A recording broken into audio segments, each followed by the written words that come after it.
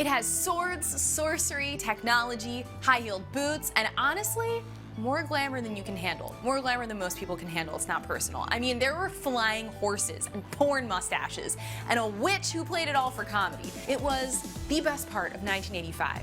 It was feminism embodied. It was the animated series She-Ra, Princess of Power. To say that we're fans is a crazy understatement. We were, in fact, obsessed with a show that was and still is pretty revolutionary. So let's dive deep with everything you didn't know about She-Ra, Princess of Power.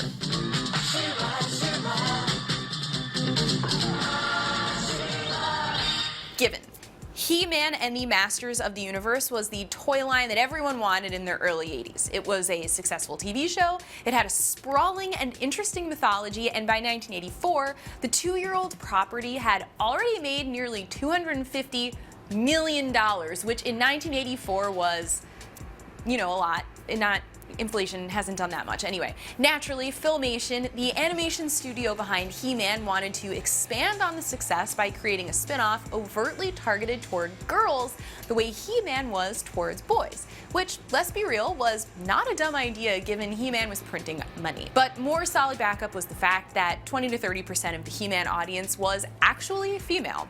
Right away, Mattel was in because up until that point, Barbie had been the queen bee at Mattel, and I mean, she has a dream house, she's got a plane, a horse, a Porsche, she's got Ken, friends, like 30 careers. She's Kim Kardashian, you know, but a doll. Once He-Man started making more money, the girls department at Mattel realized they needed to up their game, and the timing was actually perfect because Mattel had already been thinking about how to create a fashion action doll line. In other words, action figures with combable hair. So given capitalism is a thing, you know, why not make the next big thing something that's built off the success of He-Man? And so everyone at Mattel went to a lot of meetings where they focused on the story of He-Man's heretofore unknown sister and created a toy line known as He-Man for Girls. They hired designer Justine Dancer, who was told some vague direction about the only female character on He-Man, Tila Selswell. And that's basically what they came up with. In fact, nobody could figure out what to call her. Sheila and Leela were thrown around, which are the most fantasy names ever, right after Shayla. Hera was in the mix, but another toy line had already trademarked it. It was actually Larry DiTillo, who had been assigned to write the Bible for the TV show, who came up with She-Ra, mixing she, opposite of he, with Ra, the Egyptian god of the sun. She-Ra, that's what you get. Fun fact, once the name was decided, Mattel paid $25,000 to purchase the ancillary rights to Barbara Hambley's novel, The Ladies of Manigrin, because it had a character named She-Ra in it. They didn't want anyone making a toy of her. And then weirdly coming full circle, Hambley wrote an episode of She-Ra. And while Mattel was doing all this design work, Filmation was simultaneously developing the TV series. Larry DiTillo was paired with the writer J. Michael Straczynski to come up with a show Bible. And yes, J. Michael Straczynski is the dude that created Babylon 5 and Sense8, and whose name I probably am getting wrong. So, they came up with the She-Ra backstory. She was born Princess Adora, twin sister of Prince Adam, that's He-Man. She was kidnapped at birth by Skeletor's former mentor, Hordak, who took her to the planet Etheria, where she was raised in the Fright Zone, which is not a part of Six Flags, believe it or not, to believe that Hordak and his evil horde were the good guys, and like Shadow Weaver was her mother, kind of? Also, she was generally furious that the Great Rebellion had tried to overthrow the horde. To Adora, these were just a bunch of pissed off people living in the woods who wore a lot of purple and pink. By the way, DiTillo totally admits that he got the idea for the Great Rebellion from the Rebel Alliance in Star Wars. Originally, She-Ra was going to be introduced in a 4-episode arc of the He-Man cartoon series, but the producers decided to introduce her via a feature film instead. Bold move. This is thanks for a phenomenon in the mid-80s called mall movies. The primary audience was children who were dropped at mall cineplexes by their parents to watch the movie while the parents went and did errands around the mall, because in the 80s, parents definitely smoked in their kids' faces, and in the 80s, so yeah, they dropped them at the mall too. Anyway, this is a really long way of saying that She-Ra would be introduced in a movie which would be broken up later into the first 5 episodes of the TV show. Hollywood is wild. Though, to be clear, He-Man is still sort of the main character. Meanwhile, Mattel continued to develop the toy line. You know how Marvel and Lucasfilm now employ people to keep continuity and design straight amongst their big sprawling universes? Wasn't really happening with She-Ra. While Filmation and Mattel worked together and fed each other developments, there were missteps.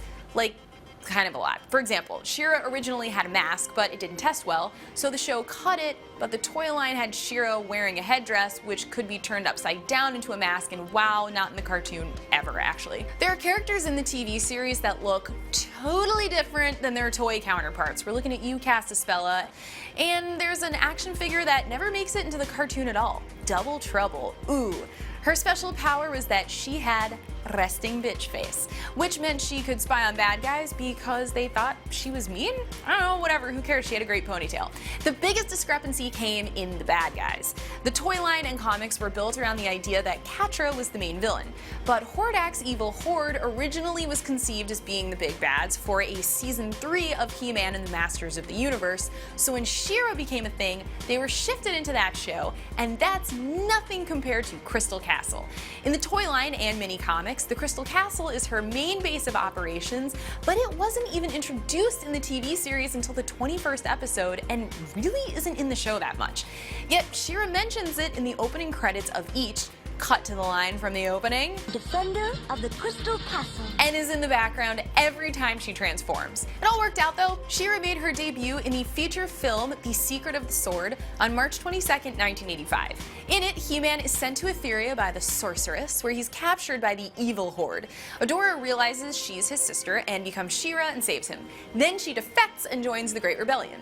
Also, Adora doesn't change outfits, like ever. Does she have one that she washes all the time, or like 10,000 that she changes into? I don't know, I hope they address it. The movie made about $6.5 million, meaning it turned a profit. But its real goal was to introduce She-Ra to the public. And best of all, just like most 80s cartoons, nearly everything you saw in the TV show had a corresponding toy. Weirdly enough, you can thank Ronald Reagan for that.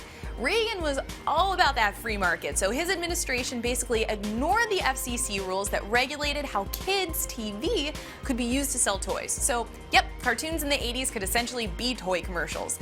Selfishly, that's totally okay because She-Ra toys are amazing, but the FCC did give in to activists and require that each program had a clear moral message. On She-Ra, this came in the form of Lookie, the elf creature who kind of looked like a bag of Skittles that came to life. Awesome. Lookie would hide in the background of each episode of She-Ra, see, look, and then show up in the end to teach a valuable lesson. You know, there's an important lesson about people here, especially people who are physically disabled. They may look or act different than you, but inside they are just as special and beautiful as you are.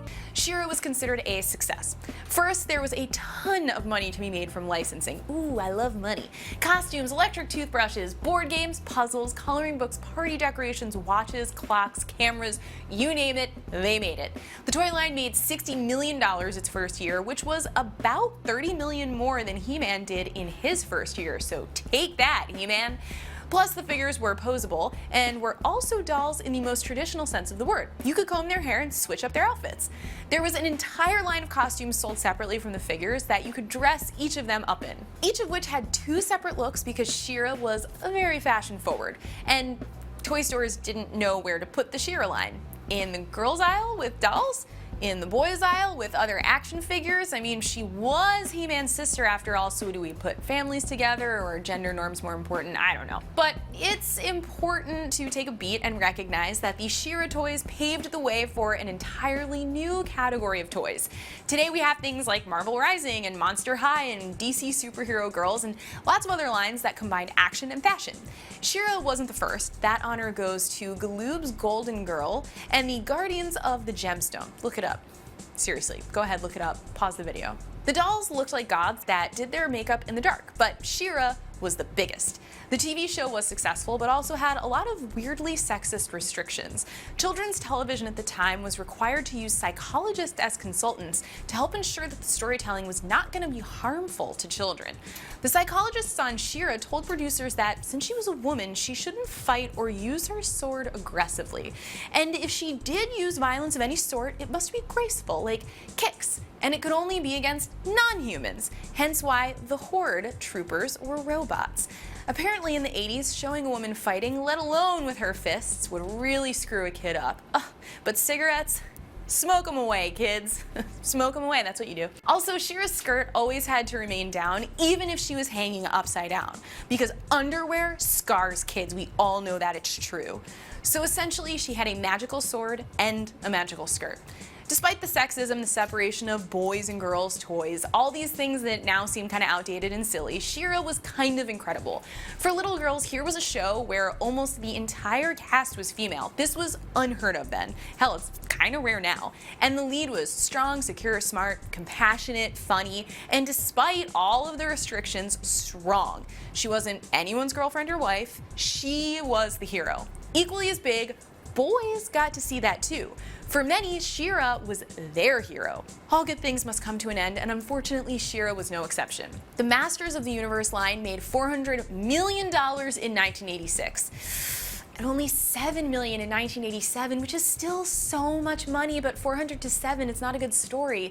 And everyone has a different version on why. Some people say the market was too glutted with action figures.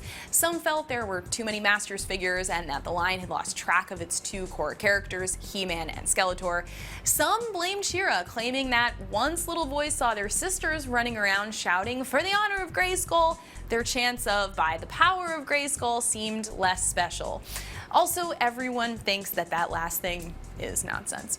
Side note, She-Ra's famous cry of "For the honor of Greyskull" was originally supposed to be "For the grace of Greyskull," but it was cut. For the honor of Greyskull! One last attempt at reviving the character would have come about in the Masters of the Universe movie from 1987, itself a bid to revive interest in He-Man.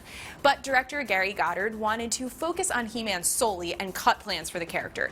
The movie didn't work, and Mattel canceled both the He-Man and She-Ra lines. The TV show was also canceled after 93 episodes. She-Ra lay dormant for 17 years until 2004, when a special She-Ra action figure was released as an adjunct to a then revived Masters of the Universe toy line. Slowly but surely, She-Ra started creeping back.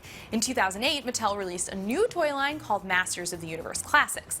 It featured updated, more articulated versions of the original toy line with a new narrative that saw She-Ra and her friends and enemies traveling to Etheria to hang out with He-Man. Cool, I love hanging out. In 2012, She-Ra was a playable character in the mobile game He-Man, the most powerful game in the universe. Plus, she was introduced into the He-Man comics, being published by DC Comics at the time. Although her comics version is way angrier. Even today, Netflix is reviving the characters in a brand new show called She-Ra and the Princesses of Power. The same basic story holds. Adora was raised by Hordak, thinking he was good and the rebellion was bad, until she wises up and fights the Horde as She-Ra. The new series comes from Eisner Award winner Noelle Stevenson and features an all-star voice cast, including Sandra Oh, Amy Carrero, Karen Fukuhara, and Lorraine Toussaint. Whether you are a fan of the new She-Ra or not, it doesn't take away from being able to enjoy and remember the older version, which is absolutely worth it for the way Catra is constantly doing this thing where she screams and purrs at the same time. It's amazing.